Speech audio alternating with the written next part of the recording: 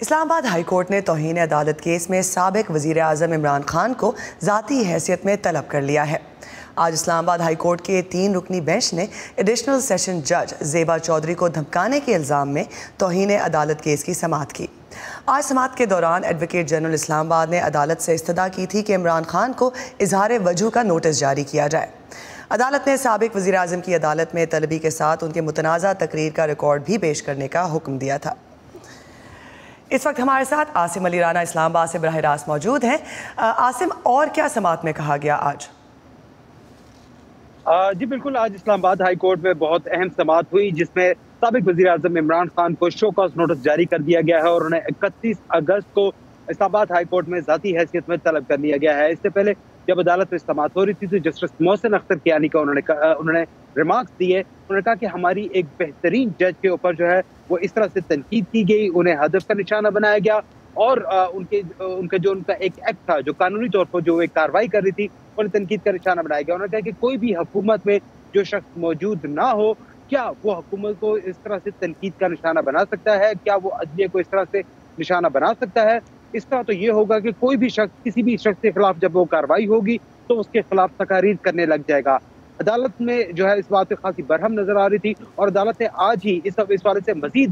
اس کو 5 رکنی بینچ بنانے کے لیے جو تھا وہ سفارشات جو ہے وہ چیف جسٹس اسلام آباد ہائی کورٹ کو بھجوا دی ہیں اور امکان یہ ہے کہ آئندہ جو سماعت ہوگی اس میں 3 کے بجائے 5 رکنی بینچ جو ہے وہ اس معاملے کو سنے گا اور عمران خان کا جو موقف ہے وہ 31 اگست کو سامنے آئے گا۔ عاصم، پی ٹی آئی کا الزام ہے کہ یہ مقدمات سیاسی بنیادوں پر بنائے جا رہے ہیں، حکومت اور انتظامیہ کیا کہہ رہی ہے اس حوالے سے؟ جی بالکل، پاکستان تحریک انصاف کا اس حوالے سے کہنا ہے۔ سب سے پہلے جو شہباز گل تھے ان کے حوالے سے کہا گیا کہ ان کے خلاف جو الزامات ہیں اس کی تحقیقات ہونی چاہیے۔ پاکستان تحریک انصاف نے اس کو مکمل طور پر آن نہیں کیا تھا، لیکن جو تھا بعد میں جب ان کے اوپر تشدد کے حوالے سے اطلاعات سامنے آئے تو پاکستان تحریک انصاف کے چیئرمین نے ایک باقاعدہ ریلی بھی نکالی جس میں تقریر کرتے ہوئے ان کے اوپر خود توہین عدالت کا جو ہے وہ الزام لگ گیا۔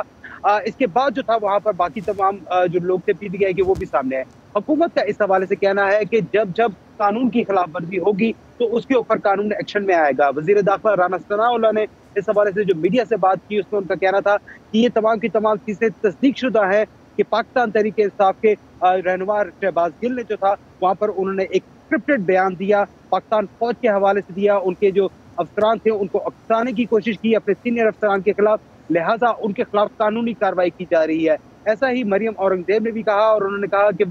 سابق وزیر اعظم عمران خان نے عدلیہ کو دھمکیاں دی، پولیس اہلکاروں کو دھمکیاں دی، جو کہ تمام کے تمام قانون کے مطابق ان کو قانون کے دائرے میں لانے کے لیے ضروری ہے کہ ان کے خلاف مقدمات قائم کیے جائیں اور ان پر کارروائی کی جائے۔ عاصم، ایک طرف دکھائی دیتا ہے کہ میڈیا کو اس سیاسی رساکشی کی کوریج میں چیلنجز کا سامنا ہے، تو دوسری جانب یہ بھی نظر آتا ہے کہ کچھ میڈیا خود ہی پارٹی بن چکا ہے۔ تو آزادی رائے کو یقینی بنانے کے لیے میڈیا کے حقوق کے لیے جو کام کرتی ہیں تنظیمیں وہ کیا کر رہی ہیں اس وقت یا کیا کہتی ہیں؟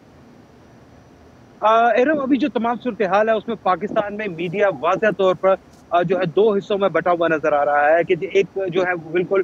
حمایت کر رہے ہیں پاکستان تحریک انصاف کی، جبکہ دوسرا جو ہے وہاں پر وہ حکومت کی حمایت کر رہا ہے۔ یہ میڈیا کے 2 باقاعدہ گروپس ہیں اور ان میں سے جب ایک گروپ کے خلاف کارروائی ہوتی ہے تو دوسرا گروپ اس کو بہت زیادہ جو ہے وہاں پر انکریج کرتا ہے۔ قانون نافذ کرنے والے اداروں کو اور دیگر اداروں کو کہا جاتا ہے کہ ان کے خلاف ایکشن لیا جائے۔ ایسا ہی کچھ اب اس وقت ہو رہا ہے کہ پاکستان تحریک انصاف سے منسلک جتنے بھی صحافی جو ان کی حمایت کرتے تھے اس وقت ان کے خلاف کارروائیاں ہو رہی ہے۔ گزشتہ روز کراچی سے جو تھا ایک اینکر پرسن جو نجی ٹی وی کے تھے جمیل فاروقی، ان کو گرفتار کر کے اسلام آباد لایا گیا۔ ان کے خلاف بھی جو تھا وہ توہین آمیز اور ایک غلط معلومات پروپیگنڈا دینے کا جو ہے وہ الزام ہے کہ انہوں نے شہباز گل کے حوالے سے غلط معلومات فراہم کی۔ اس حوالے سے جو مختلف صحافتی تنظیمیں ہیں ان کا یہ کہنا تو ہے کہ ہم ان تمام صحافیوں کو جو ہے وہ ہمارا صرف ایک ہے کہ کوئی بھی میڈیا کا ادارہ بند نہیں ہونا چاہیے، ہم تمام صحافیوں کے ساتھ کھڑے ہوئے ہیں، لیکن اس کے باوجود ان میں بھی واضح تقسیم نظر آ رہی ہے کہ پاکستان تحریک انصاف اور حکومتی اتحاد کی حمایت کرنے والے دونوں طرف کے صحافی موجود ہیں